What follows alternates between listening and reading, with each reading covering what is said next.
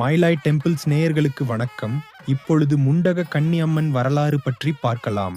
மேலும் மயிலாப்பூரில் உள்ள அனைத்து கோவில்களின் வரலாறை பற்றி தெரிந்து கொள்ள மயிலை டெம்பிள்ஸ் சேனல் சப்ஸ்கிரைப் பண்ணுங்க.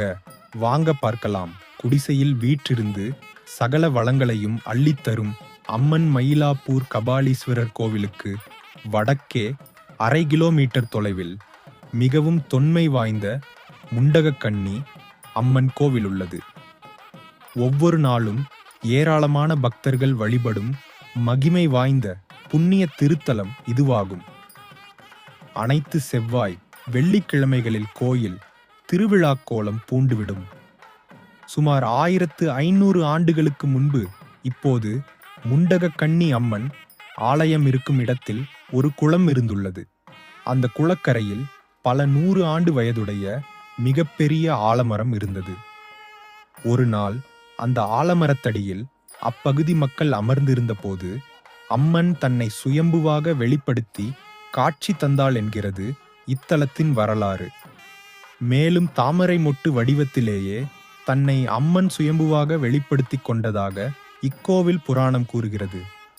முண்டகம் என்றால் தாமரை என்றும் பொருள் உண்டு.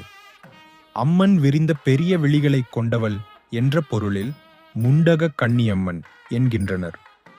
அம்பிகை தாமரை போன்ற கண்ணுடையாள் என்றும் கொண்டாடுகின்றனர். முண்டக கன்னி அம்மன் வேறு எந்த தலத்திலும் இல்லாதபடி எளிமைக்கு இலக்கணமாக ஓலை குடிசையில் எழுந்தருளியிருக்கிறாள். இக்கோவிலுக்கு ராஜகோபுரம் இருந்தாலும் அன்னை வீற்றிருக்கும் கருவறையை அலங்கரிப்பதோ எளிமையான தென்னங்கீற்றால் வேயப்பட்ட கொட்டகைதான்.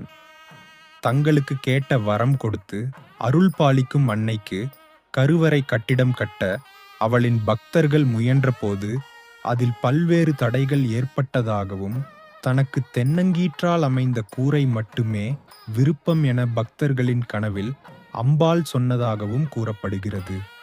மேலும் தல வரலாறும் தனது மக்களை வெம்மையிலிருந்து காக்கவே அன்னை இவ்வாறு குடிகொண்டிருப்பதாக தெரிவிக்கிறது.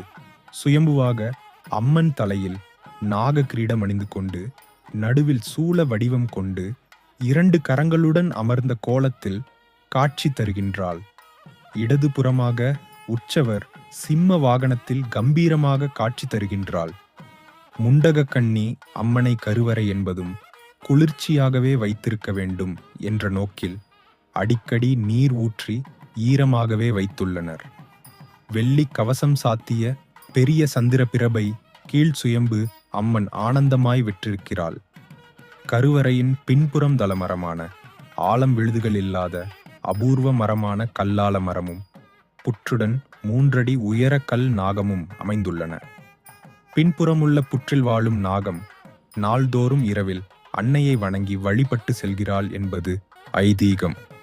இதனால் இத்தலத்தை ராகு கேது பரிகார தலம் என்று சொல்வார்கள்.